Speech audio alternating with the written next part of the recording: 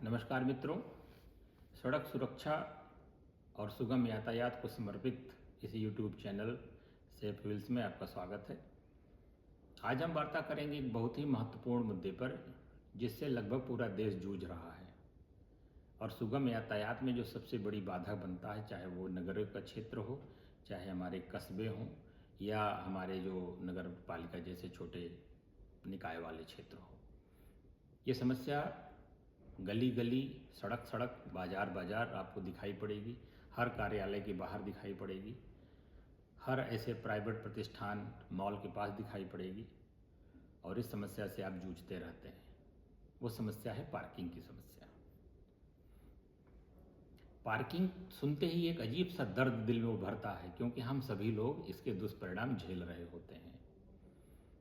भारत की नगर नियोजन, जो नगर की हमारी प्लानिंग है, उसमें पता नहीं क्यों पार्किंग को इतना उपेक्षित रखा जाता है कि इसके ऊपर बहुत ज़्यादा ध्यान नहीं दिया जा रहा है।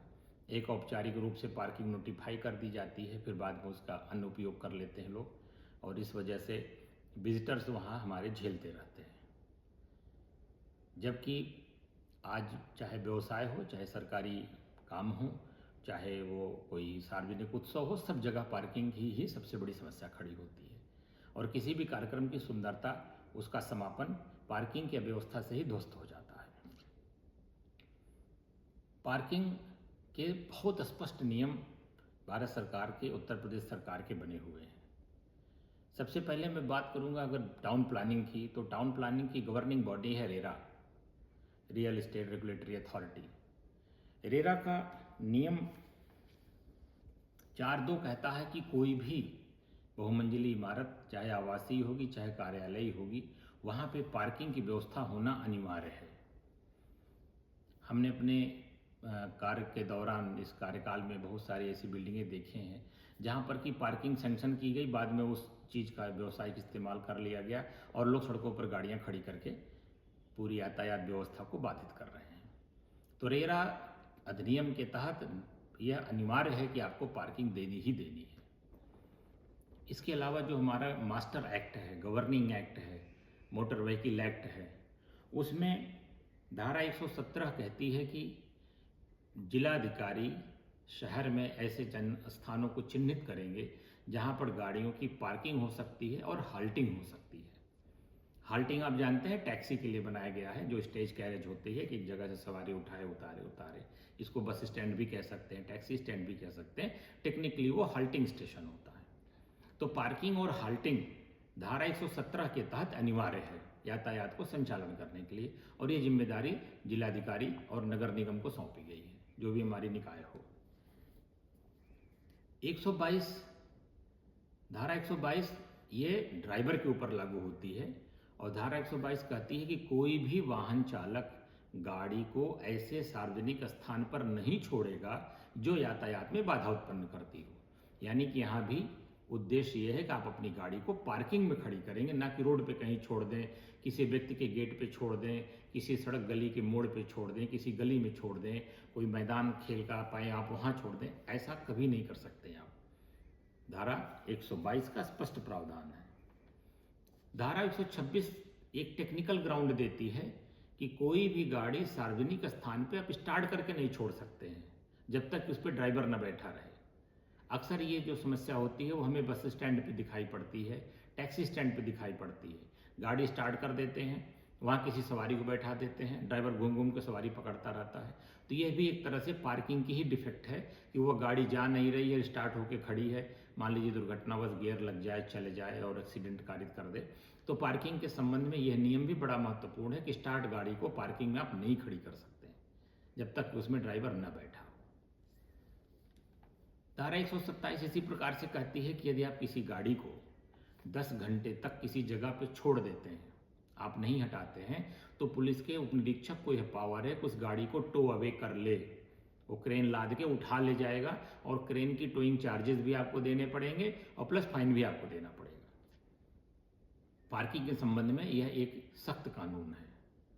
और अभी उत्तर प्रदेश सरकार ने 2024 में उत्तर प्रदेश नगर निगम पार्किंग विनिर्माण, अनुरक्षण और अनुप्रयोग एक नियमावली तैयार की है जो कि अभी तो फिलहाल वो 17 नगर निगमों में लागू है, जो 17वां नगर निगम है उसमें लागू है। उसके तहत नगर निगम जो नियमावली है उसमें स्पष्ट है कि कहीं भी आप गाड़ी नहीं खड़ी कर सकते। किसी भी गली में, किसी भी सड़क पर, किसी भी सफ़ेद पट्टी के दाहिने, सफ़ेद पट्टी के बाएं, किसी की सड़क के बीचों बीच, ये जो हम लोग ऑटोमेटिक पार्किंग बना लेते हैं सब प्रतिबंधित कर दिया है। अगर आप इसमें गाड़ी खड़ी करते पाए जाएंगे तो आपके ऊपर 5,000 रुपये का फाइन करने के प्रावधान है। साथ ही साथ गाड़ी टो अवे कर ली जाएगी, उसकी टोइंग चार्जेस आपको अलग देने पड़ेंगे। यह नियमावली 2025 से लागू हो गई है। अब यही सिर्फ इतना देखना कि हमारी इन्फोर्समेंट एजेंसियां इसको कब से प्रभावी कर देती हैं। किसी भी नगर निगम क्षेत्र में, मैं पुनः आपको याद दिला दूं, नगर निगम क्षेत्र में किसी भी सार्वजनिक स्थान पर आप गाड़ी नहीं खड़ी कर सकते। या तो आप गाड़ी अपने गैरेज में खड़ी करेंगे या जो पब्लिक पार्किंग बनाई गई है वहाँ खड़ी करेंगे। वहाँ के जो शुल्क के नियम है वह पे लागू होंगे। तो उत्तर प्रदेश सरकार की ये जो पार्किंग स्थल नियमावली बनी है इसको आप जरूर पढ़ लीजिए, जरूर जान लीजिए, क्योंकि किसी भी दिन इसका इन्फोर्समेंट होगा तो नगर निगमों में विशेष करके अभी लागू है, वहाँ आपको 5,000 रुपये प्लस टोइंग चार्जेस का जुर्माना देना पड़ सकता है। इसी प्रकार से धारा 295 म्यूनिसिपल कॉरपोरेशन एक्ट 1959 है, वो कहता है कि किसी भी सड़क पे आप कोई भी ढांचा अस्थाई या अस्थाई खड़ा नहीं कर सकते। यानी कि यहाँ पर इन्होंने गाड़ी के साथ साथ जो तमाम लोग घेर घार के टीन ऊन लगा करके अपनी पार्किंग बना लेते हैं उसका भी रोक कर दिया गया है।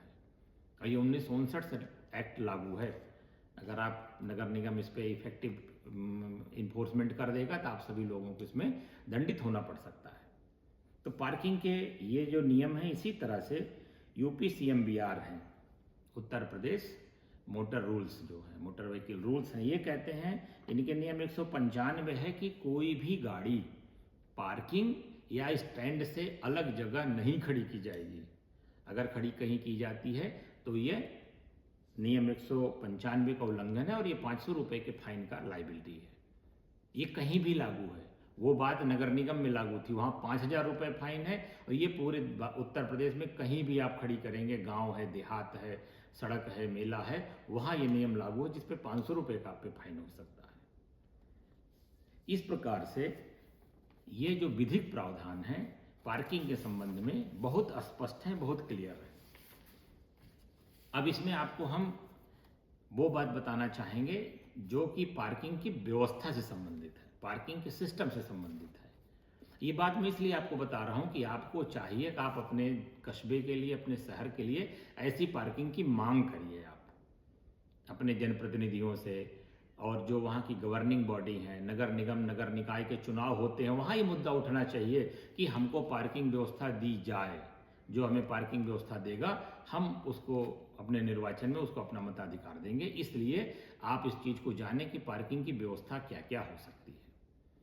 आप जानते हैं परंपरागत पार्किंग, सड़कों के किनारे आगे पीछे खड़ी कर देना, बगल बगल खड़ी कर देना, आड़ी तिरछी खड़ी कर देना, इसको ट्रेडिशनल पार्किंग कहा जाता है।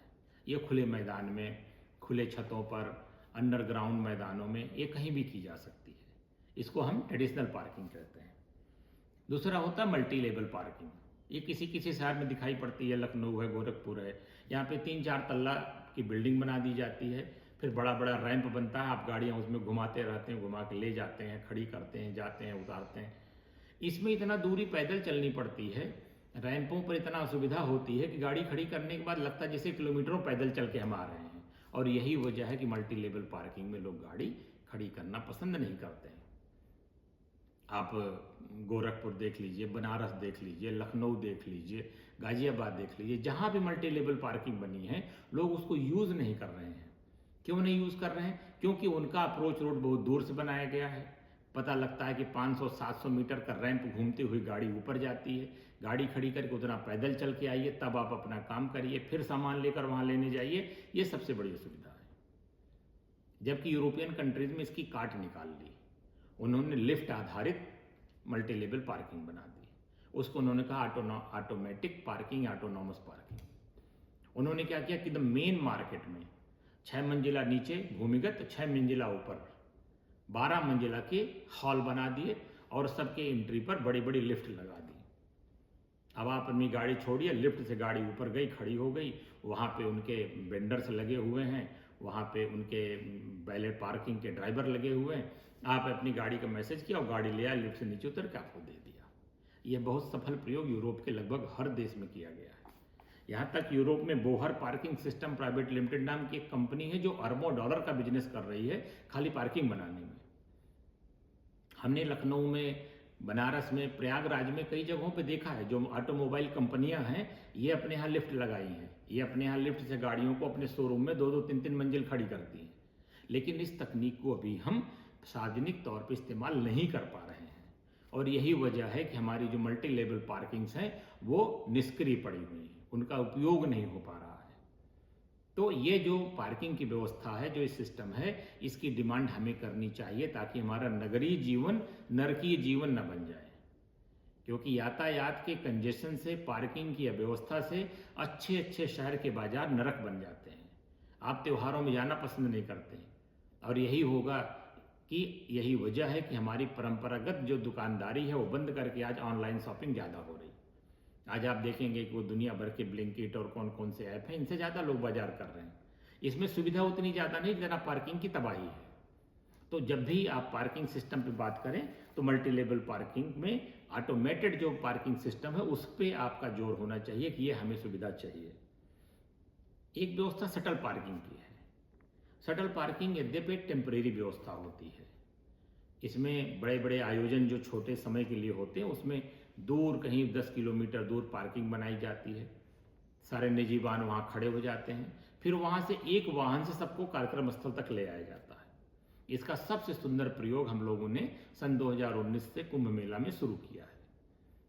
सन 2019 के कुंभ मेला में भी हमने शटल पार्किंग बनाई थी, 2025 के कुंभ मेले में भी शटल पार्किंग बनाई गई थी। ये शटल पार्किंग 15-15, 20-20 किलोमीटर दूर बनाई गई। आप अपनी गाड़ी ले आकर के वहाँ खड़ी कर दें, वहाँ सुरक्षा की व्यवस्था, और वहाँ से एक बस से आप आ सकते हैं। इस तरह से मेले में 50 गाड़ी आना कम हो जाता है। तो शटल पार्किंग की व्यवस्था छोटे और टेम्परेरी कार्यक्रमों के लिए बहुत ही उपयोगी होती है। एक बैले पार्किंग होती है। बैले पार्किंग में कार्यक्रम स्थल अस्थायी होता है, जैसे होटल है, जैसे थिएटर है, जैसे किसी भी प्रकार का ऑडिटोरियम है। यहाँ पर बैले पार्किंग की व्यवस्था होती है, और ये मैक्सिमम वहाँ पर होती है जहाँ गाड़ी का जो मालिक है स्वयं ड्राइविंग करता है। आप अपनी गाड़ी ला के छोड़ देंगे, बैले पार्किंग के एजेंट्स लगे रहते हैं, वो आपकी गाड़ी ले जाके पार्किंग खड़ी करते हैं। जब आप वहाँ से लौटेंगे, आप नंबर बताएंगे, आपकी गाड़ी तुरंत मंगा के आपको दे दी जाएगी। यह भी एक सोफिस्टिकेटेड और अच्छी व्यवस्था है। लगभग अगर 100 मेहमानों की गाड़ियाँ हों तो वो मैनेजेबल होती है। बड़ी संख्या में अगर गाड़ियाँ हो जाए तो बैले पार्किंग भी उपयोगी नहीं हो पाती है। इसी प्रकार से एक कॉन्सेप्ट आया था स्मार्ट पार्किंग का। स्मार्ट पार्किंग की व्यवस्था दी गई थी जब जैनरम की व्यवस्था थी, Jawaharlal Nehru urban renewal mission जो था। इसमें क्या कहा था, सरकार ने एक प्रोजेक्ट बनाया था कि एक ऐसा ऐप विकसित किया जाए जिसमें किसी भी मुख्य मार्केट के आसपास जितनी भी सार्वजनिक पार्किंग उपलब्ध हो या प्राइवेट पार्किंग उपलब्ध हो, उसका विवरण उसमें दर्ज रहे, और ऐप के माध्यम से आप जान लें कि कहाँ पर कितनी गाड़ी खाली है। अगर हम लखनऊ की बात करें तो लखनऊ में जैसे हजरतगंज चौराहे को सेंटर मान लीजिए, तो इसके आसपास 25 से 50 सरकारी भवन है। सबकी पार्किंग शाम को खाली रहती है।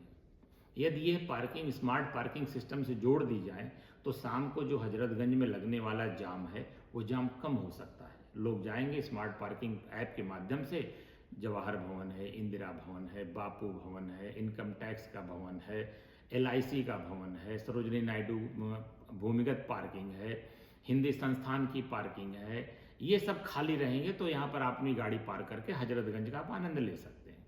तो इस प्रकार से यदि हम स्मार्ट पार्किंग सोल्यूशन भी बड़े बड़े शहरों में लागू करें तो हमें इससे टेम्परेरी तौर पे जो विजिटर्स हैं उनसे काफ़ी राहत मिल सकती है। तो ये 5-6 जो सिस्टम पार्किंग के हैं, यदि हमारी नगर निगम, यदि हमारे नगर निकाय या हमारे जो सरकारी कार्यालय हैं, यदि इनको अपनाते हैं तो इससे हमें बहुत ही ज़्यादा राहत मिलने वाली है सड़क जाम से। यातायात की सुगमता हमें मिलेगी यदि हम पार्किंग की इन व्यवस्थाओं को इस्तेमाल करते हैं। तो आपसे मेरा अनुरोध है कि आप जहाँ रहते हैं, जिस लोकेलिटी में रहते हैं, अगर वहाँ पे इस तरह की पार्किंग की व्यवस्था है तो कृपया आलस से ना करें। कृपया थोड़ी छोटी छोटी काम चोरियाँ ना करें, गाड़ी को पार्किंग में खड़ी करें जहाँ वो सुरक्षित भी रहेगी, साथ ही साथ सड़कें भी आवागमन के लिए खाली रहेंगी। तो मित्रों, आज की बात मैं इसी अनुरोध के साथ ख़त्म करूंगा कि कृपया जहां भी जाएं अपनी गाड़ी को सदैव पार्किंग में खड़ी करें। सड़कें, गलियां किसी भी तरह से पार्किंग के लिए अनुमन्य नहीं है। वहां पे आपका चालान हो सकता है, आपकी वजह से यातायात बाधित हो सकता है, आपकी गाड़ी टो अवे की जा सकती है और आपको परेशान होना पड़ सकता है। तो कृपया मेरे अनुरोध को स्वीकार करते हुए गाड़ियों को सड़कों पर पार्क न करें, उनको यथास्थान पार्किंग में डालें। यदि पार्किंग की व्यवस्था कहीं पर नहीं है तो शटल पार्किंग का इस्तेमाल करें, मेट्रो ट्रेनों का इस्तेमाल करें, सार्वजनिक परिवहन के साधनों का इस्तेमाल करें और अपनी शाम को खुशहाल बनाएं।